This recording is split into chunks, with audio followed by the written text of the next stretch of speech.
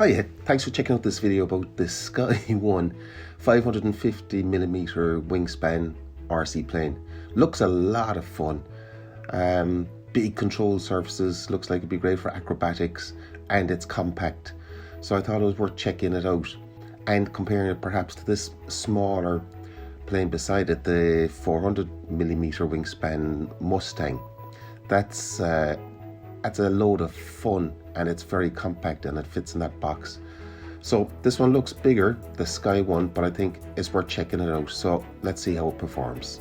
So the plane has three flight modes: manual, gyro assisted, where the plane is very heavily stabilized, and vertical, where it just literally flies straight upright. So let's go fly. Here we go.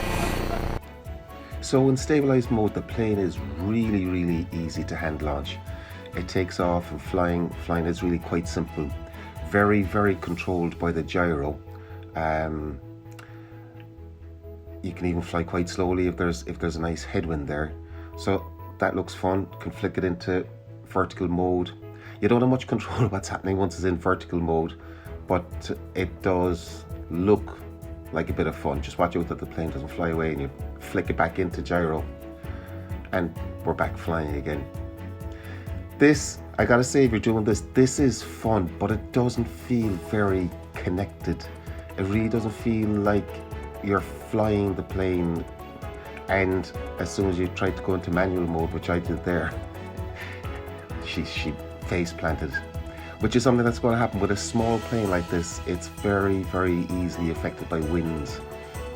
So it makes it really quite hard to fly in a fully manual mode. But good news, it's back up and running. It didn't take damage, but it's also important to point out this can break really quite easily. If that was concrete, if that was a hard surface, the plane would be damaged. So it's not indestructible by any means. Off we go again. So you'll probably see here, it's not flying very level.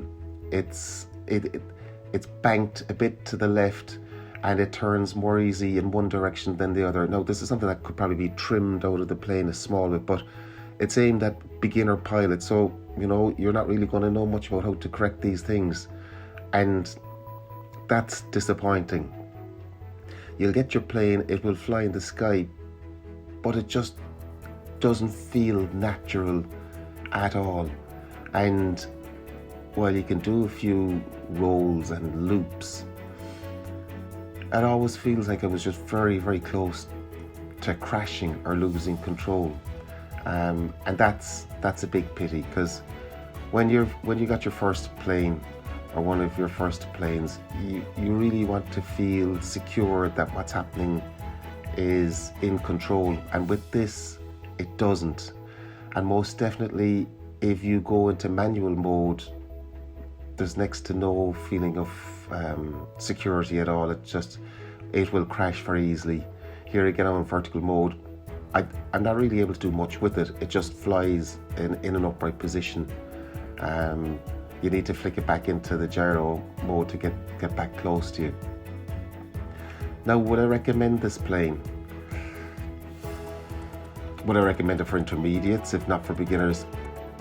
And I've tried flying this now a few days in different conditions, and I've never really enjoyed it. And here's another example of, a random crash, but this time the day's flying is over, because with just gentle flying and a gentle crash, the nose is damaged.